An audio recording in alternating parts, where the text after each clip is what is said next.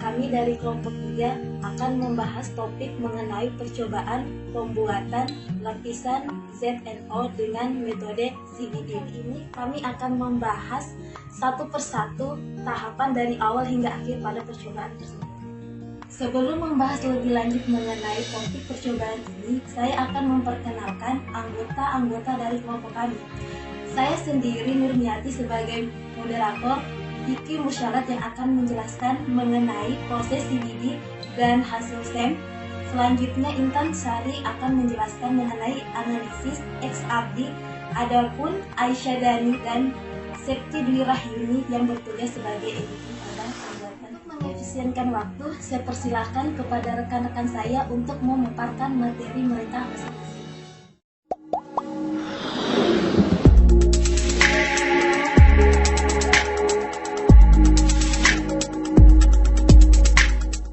Baiklah, di sini kami akan mensimulasikan pembuatan lapisan tipis ZNO atau seng oksida dengan menggunakan metode CBD atau yang lebih dikenal dengan chemical bath deposition. Adapun alat dan bahan yang kami gunakan dalam eksperimen ini, yang pertama yaitu tentunya bahannya di sini kami menggunakan yang pertama seng asetat dengan konsentrasi 0,25 molar. Kemudian yang selanjutnya di sini kami menggunakan etilen diamida dengan konsentrasi 1 molar.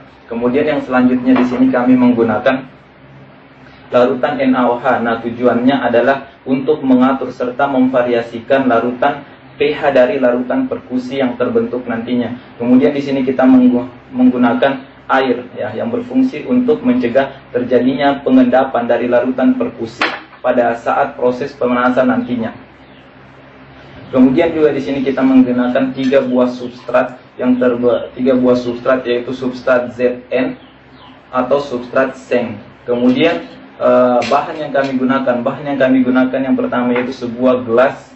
Nah, di gelas ini nanti akan dibuat larutan perkusi, serta di dalam gelas inilah nantinya akan terjadinya proses deposisi. Kemudian wadah yang kedua. Nah, wadah yang kedua nanti ini adalah wadah yang berisi air, yang dimana nanti wadah yang pertama akan ditempatkan pada wadah yang kedua yang berisi air ini, kemudian dipanaskan. Nah, kemudian alat yang ketiga yang kami gunakan yaitu termometer. Termometer ini tentunya adalah untuk mengecek serta mengontrol temperatur dari larutan perkusi. Selanjutnya kita masuk ke pembuatan larutannya. Adapun untuk pembuatan larutan di sini, yang pertama tentunya kita mencampurkan seng asetat dengan konsentrasi 0,25 molar. Kita masukkan ke dalam wadah pertama, kira-kira sekitar 25 ml. Nah, kemudian yang selanjutnya kita campur dengan etilen diamina dengan konsentrasi 1 molar, juga sebanyak 25 ml. Sehingga total larutan di sini yang kita mempunyai volume 50 ml. Kemudian yang selanjutnya kita di sini mencampurkan NaOH yang bertujuan untuk mengontrol pH dari larutan perkusi yang telah terbentuk. Juga kita campurkan 25 ml. Nah, selanjutnya terbentuklah larutan perkusi untuk pembuatan lapisan tipis ZNO. Kemudian langkah selanjutnya, lapisan tipis yang telah dibersihkan atau substrat yang telah dibersihkan kemudian dimasukkan ke dalam larutan perkusi.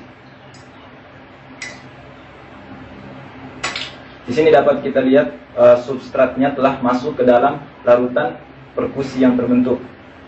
Kemudian yang selanjutnya di sini kita akan menuangkan air pada wadah yang kedua.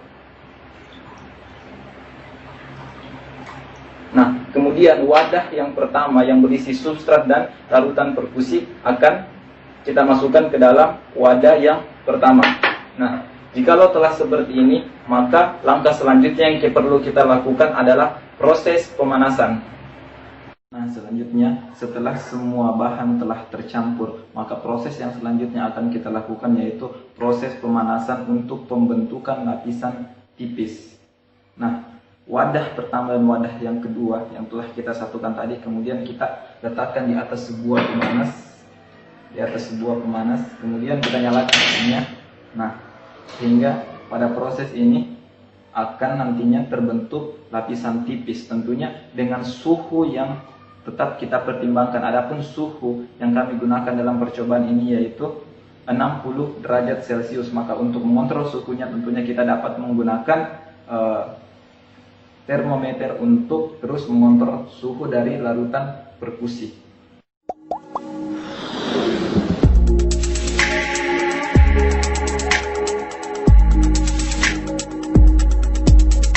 Baiklah, di sini saya akan menjelaskan tinjauan morfologi dari lapisan tipis ZNO. Nah, suatu lapisan tipis yang telah mengalami proses deposisi, selanjutnya akan kita amati bagaimana bentuk morfologi partikel-partikel penyusun dari lapisan tipis tersebut. Nah, untuk mengamati morfologinya kita akan melakukan scanning dengan menggunakan sebuah alat yang biasa disebut dengan SEM atau scanning electron microscopy.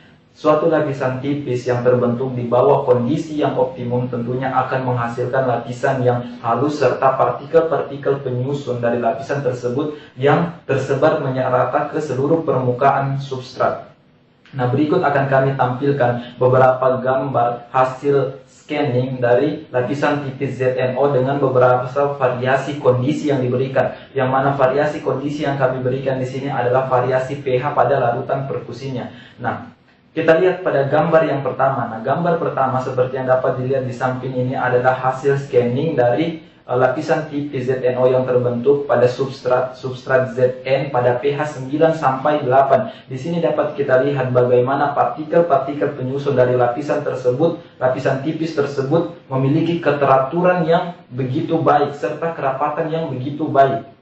Nah, kemudian gambar yang kedua ini juga merupakan hasil scanning dari lapisan tipis ZNO yang mana juga masih pada pH 9 sampai 8, akan tetapi melalui hasil pemanasan 300 derajat Celcius pada suhu 300 derajat Celcius, kemudian didinginkan selama 1 jam dan dilakukan scanning, diperoleh gambar seperti yang dapat dilihat pada gambar di samping ini tentunya. Nah, dari kedua gambar ini kita lihat bagaimana lapisan tipis yang terbentuk atau lapisan tipis ZNO pada pH 9 sampai 8 itu menghasilkan lapisan tipis yang berkualitas baik. Tentunya hal ini diindikasikan dengan yang pertama adanya partikel-partikel penyusun yang memiliki keteraturan yang begitu baik, kemudian tersebar di seluruh permukaan substrat. Kemudian dari hasil scanning tersebut juga kita tidak melihat adanya retakan atau pori yang terbentuk pada lapisan tipis tersebut yang mengindikasikan bahwasanya kualitas dari lapisan tipis tersebut buruk. Nah, dari sini juga dapat kita lihat bahwasanya partikel-partikel penyusun dari suatu lapisan tipis, yaitu pada lapisan tipis ZNO misalnya pada gambar 5 dapat dilihat pada lampiran sebelah kiri di situ merupakan perbesaran dari gambar 5 ini, yang mana sehingga tampak seperti partikel individual. Di situ kita bisa melihat bahwasanya bentuk partikel atau butiran penyusunnya itu berbentuk seperti bola. Nah, kemudian yang selanjutnya itu gambar yang ketiga. Nah, pada gambar yang ketiga ini merupakan lapisan tipis ZNO yang terbentuk pada substrat kaca, yang mana pH yang digunakan pada larutan perkusinya yaitu di bawah 8. Nah, di sini dapat kita lihat bagaimana ketidakteraturan dari partikel-partikel penyusun lapisan tipis tersebut yang mengindikasikan bahwasanya lapisan tipis tersebut berkualitas buruk. Kemudian gambar yang keempat di sini dapat kita lihat yaitu lapisan tipis ZNO yang terbentuk pada substrat Zn atau substrat seng tentunya pada pH 11. Nah, di sini juga kita lihat bagaimana lagi-lagi adanya ketidakteraturan susunan dari partikel-partikel penyusunnya, serta di sini juga kita dapat melihat adanya retakan pada lapisan tipis tersebut. Nah, retakan di sini mengindikasikan bahwasanya lapisan tipis yang terbentuk itu tentunya adalah berkualitas buruk. Sehingga melalui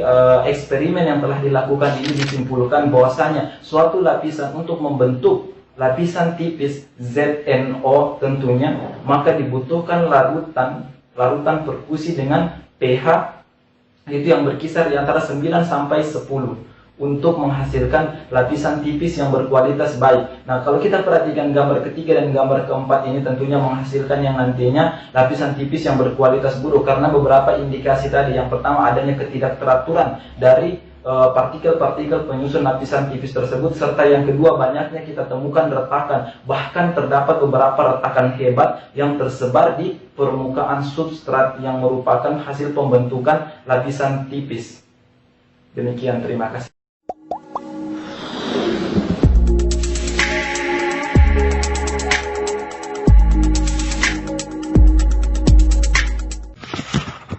Baiklah, saya akan melanjutkan penjelasan berikutnya, yaitu analisis XRD. Data yang diperoleh dari hasil karakterisasi dengan menggunakan metode X-ray diffraction atau XRD, yaitu berupa puncak-puncak difraksi pada grafik hubungan antara intensitas cahaya dengan sudut 2 theta, masing-masing pada setiap sampel. Berdasarkan data hasil karakterisasi dengan metode XRD, diperoleh untuk lapisan tipis ZNO yang dideposisi menggunakan 0,5 mol zinc asetat dan 0,75 etalindinamin dengan pH 9,5 pada berbagai temperatur. Gambar 1 menunjukkan bahwa pada ketiga sampel telah terjadi deposisi lapisan tipis pada substrat kaca preparat. Hal ini ditunjukkan dengan adanya puncak-puncak pada grafik. Grafik A adalah lapisan tipis yang terdeposisi pada suhu 30 derajat Celcius. Grafik B adalah lapisan tipis yang terdeposisi pada suhu 40 derajat Celcius. Grafik C adalah lapisan tipis yang terdeposisi pada suhu 50 derajat Celcius. Dari ketiga grafik dapat kita lihat bahwa setiap grafik memiliki satu puncak yang menonjol. Namun, puncak tertinggi berada pada grafik C. Dari ketiga grafik, dapat diketahui bahwa semakin tinggi suhu yang diberikan, maka puncak difraksi yang terbentuk semakin tinggi. Yang berarti bahwa semakin tinggi suhunya, maka hasil deposisinya akan semakin baik. Gambar 2 menunjukkan bahwa grafik yang merupakan pola XRD dari lapisan tipis ZNO yang terdeposisi pada suhu 60 derajat Celcius. Dapat kita lihat bahwa terdapat dua jenis puncak, yaitu puncak ZNO dan puncak ZNOH2. Munculnya puncak-puncak ini menandakan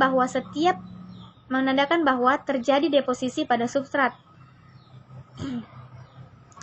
Karena hasil XRD muncul puncak ZNOH2, maka untuk mendapatkan hasil ZNO murni, kita perlu melakukan pendinginan di udara. Sehingga setelah pendinginan dan terjadi pelepasan OH, maka ZNOH2 akan berubah menjadi ZNO murni, seperti yang ditunjukkan oleh grafik pada gambar 3.